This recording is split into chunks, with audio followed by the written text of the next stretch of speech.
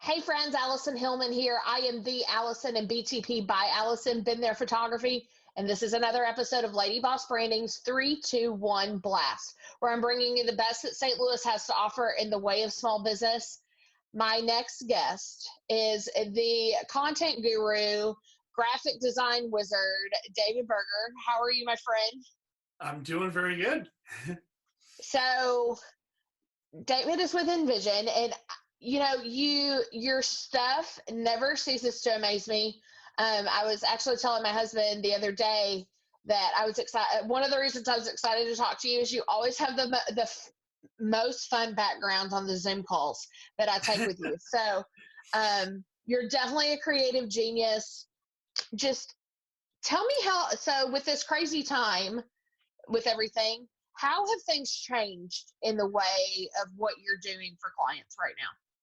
Well, basically, a lot of the marketing methods they were doing before just flat out aren't working right now.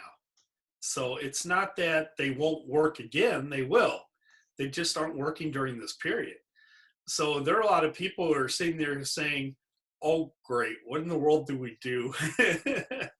And I've got answers for them on that. There are a lot of ways that you can market during this time period. Some of the key elements to that are things like your website.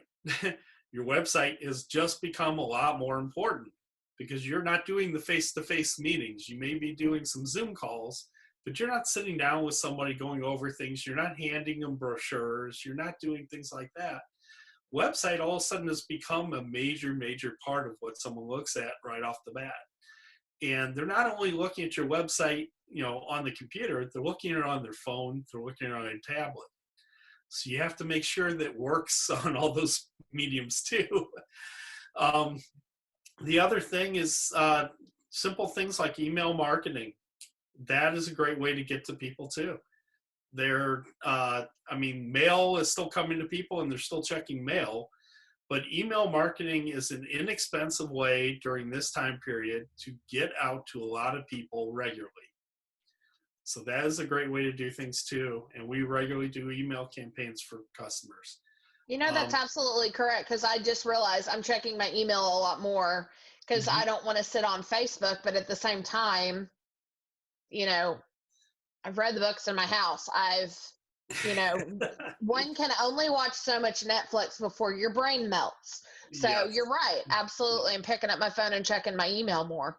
Yeah, you check your email. You want to see what's going on. You actually want to see the connections of all the people all the businesses. Okay, what are they doing? Some of it you're wanting ideas. You're just trying, somebody's doing this. God, that's a cool idea. Me, I'll try that. I've got plenty of ideas for people. I just need to talk to them. I talk to them. They can tell me what's going on with their business, where they're having problems, and I'll throw creative ideas at them. It may be things that I do absolutely nothing for. I don't have to do anything for them. I just need to talk to them. So there are things like that. There are other things where, yes, I can help them by designing something unique. Messaging in all the stuff that they're doing right now is really critical. If you've got that hard-pressed messaging going on with your business, you're in trouble right now. You need your messaging to be empathetic. You want to talk to people and say, look, we know you're going through this and the other. We have some things that might be able to help you, though. That's the messaging you want to get across. There are other areas that people are doing a lot of stuff right now too. You see people doing, obviously, a lot of Zoom calls that are doing webinars and presentations. We design webinars and presentations for people too. So if you want to make sure that those stand out and really get you noticed and look dynamite, we can help you there. The thing that I love about you is while your in-house might be small, your team depth is vast. A lot of people that if you need to bring them in. So say, for example, someone's doing a lot of Zoom calls and you help design and do the marketing thing of it. You could bring in someone like me that's like, by the way, you need a selfie light because your face is in the shadow. You need maybe do this instead or whatever. So you've got a team and it's pretty deep. Absolutely. And people like you are really important for things too, especially now because images have just become a lot more important. So people need good photography. They need stuff to be in their, on their websites. It's a lot nicer, stock photography will only get you so far. Having your own photos on your site gives you a uniqueness to the site. It also it means when you go there, you're not necessarily bumping into the same photo you've seen on 5 sites too. Right. But it helps because it connects people, and people are like, oh yeah, I remember when I was at their place, I remember seeing that, that showroom, or I remember seeing, this, that, and the other. Oh yeah, I saw so and so head of sales there. That's a great picture of him talking to a client, or whatever goes with that. But it's very important to have that. And yes, I've built up, my company is 27 years old. I built up all these relationships over the years because I want to work with people that know what they're doing, and I want to make sure I've got the connections to take care of my clients. And the other important piece of that is when maybe if you're doing your marketing yourself and you think that Googling an image is okay to just snatch that, well, it's on the internet, so it's fine to use. When you bring in that professional, you're Yeah, you're keeping your stuff legit as well and but protecting yourself from different liability issues that may come from that. I have copyright and trademark attorneys that I send people to constantly, dealing with all kinds of issues like that. Yeah, it's always good to have a lawyer you can trust that you can ask questions of. And yes, when it comes to photos off a web page or off off a Google search or whatever else, yeah, you can't just take that stuff and use it. No. The helpful part of that, at least, is if somebody did that and threw something on there, the worst somebody can do is tell you to take it down. They Right. can't really do anything to you unless you're selling the image. If you're making money from the image, you've got a serious issue. Right. If they're just posting it up on something, then there's not as much of an issue, but they will ask you to take it down, and sometimes pretty forcefully. So, I know it's different for every industry, but for those of small business owners right now that are sitting there and maybe their marketing isn't working, what mhm. are what are two things, just two tips that you would give them to take a step back and reevaluate things? Okay. First of all, determine what's not working. So look at what's not working. Figure out why it's not working. So if it's just due to you've got a shop and your marketing's not working because it's all in shop and your shop has to be closed, obviously that makes sense why it's not working, because people Right. aren't seeing any of the marketing. So that's one thing to determine. The second part that is really big is make sure you have a good database of your clients and that you're getting out to those clients. So go back through your clients and get marketing to the clients you already have. Everybody always forgets about that. They spend so much time. New customers, I need new customers, need new customers. Well, yes, you need new customers, but don't neglect the current customers. There's And power those, in the follow up for sure. yeah, and those current customers will get you new customers too. I mean, if there's somebody who's been happy with your services or products for years, all you have to do is ask. Tell them, hey, I know you've worked with me, you've bought my products, you've bought my services for a long time. Any chance you know somebody that I might be able to help? Trust me, they'll come up with a name. Yeah, because maybe they don't need you right now, but you know what?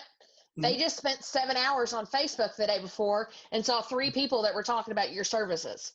So Absolutely. it's a Yeah. beautiful thing. Hmm. All right, folks, as I always say, you have to keep business personal, especially if you're putting a marketing plan together or something like that. You need to find someone that fits your values, your personality, and things of that nature. So then now that we've gotten to know David as the guru, let's get to know him as the person. Hmm. Let me get my timer started. Are you ready, my friend? I'm ready. What motivates you to work hard? Oh God. Creativity. I just enjoy being creative. The more I can be creative, the more excited I get about something. That's awesome. So I know you're a family guy. Tell me a little bit about your family. Well, I just no kids. Have a wife.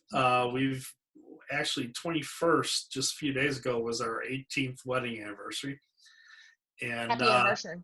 thank you. And we've been together for 32 years though, so it's been a long time. That's awesome. So yeah. And then we have a little pug who's going to be 13 in May, and that's our family pretty much. Beyond that, I have parents are still alive. My parents, my wife's parent, her dad passed away last year. Her mom's still around, and she's got a sister in Wisconsin, and we have a 8-year-old niece and brother-in-law up there. And then I have a brother here with a girlfriend that he lives with. So, yeah, everybody's doing pretty good. Good. All right. What's the most daring thing you've ever done? Most daring thing. Oh, God. And this was a little nuts back then because I was really shy. Back in high school, I wrote the senior song for my high school choir. Oh, that's so cool. I was terrified to do this. I was terrified to tell anyone I had written a song for that. But I've actually been writing songs since I was 10. But yeah, I wrote the senior song for my high school choir, so I was like 17 at the time. That's pretty dope. Yeah. So what makes you laugh the most? Other people. Friends of mine, certain comedy shows. Mainly really good friends. I mean, I have good friends that, we just have, you can not see them for 3-4 years and still have an amazing connection with them, like within 2 seconds. They just, people are just on the same wavelength. That's awesome. What's your favorite drink? I like a number of things. There's a drink I used to drink all the time called Cheap Sunglasses. That was vodka, Midori, Sprite, and cranberry juice. Pretty good. I tend to like whiskey, things mixed with whiskey, all different types of whiskey, bourbon, those types of things. I'm not really a big fan of scotch, but I like that. I like rums, so those types of things. I tend to like mixed drinks. All right. Would you rather walk, drive, or ride a horse? 50-50 on walking and driving. All right. Won't do the horse thing. I did that in 4th grade. I don't think I ever want to do that again. That's fair. All right, St. Louis lightning round to wrap us up. What's your favorite St. Louis zoo animal? Snow leopard. Okay. What's your favorite St. Louis attraction? Well, other than sporting events, I'd say the new aquarium. Okay. I haven't been yet. It obviously was on our list to go before all this broke loose. I just like aquariums. It's not. I've seen better ones elsewhere, a lot larger space and whatever else, but I just like aquariums. It's very peaceful, very tranquil. I do too. Yeah. So if you have people come to visit and they ask you to show them the city, where are you taking them in St. Louis? Definitely going to Blueberry Hill. Yeah. Gotta go there. Fox Theater. That's pretty amazing. I love that place. Sporting events, Busch Stadium, the Blues, that type I know you're excited for us to get the soccer team. Yes, I'm very excited to get the soccer team. I've been playing soccer since I was 4. And I still play. Unfortunately, I can't play right now because of the situation. But yeah, I've still been playing all the way through from age 4. What is your favorite St. Louis area restaurant? Uh, favorite one. Well, I already mentioned Blueberry Hill, but I That's like true. I like Balducci's. Oh Um, yeah. there are a number of ones I really like. That's a tough question. They're just I like a lot of food in St. Louis. We're pretty spoiled with our restaurant scene. We've Yeah, got we one of do the best okay in the here. country. You're not going Yeah. to starve in St. Louis. My mom, I'm not from here, and my mom was talking about getting takeout and having limited choices. And I was like, what are you? Oh, wait, you don't live in St. Louis. There. Yeah, Yeah. absolutely. All right, folks, this has been another episode of Lady Boss Branding's 3, 2, 1 Blast. David, thank you so much for joining me today. You're welcome. Folks, remember, every time that you shop local, when a small business owner makes a sale, they do a little happy dance. So make sure you continue to shop local and put a little groove back into our world. Have a great day.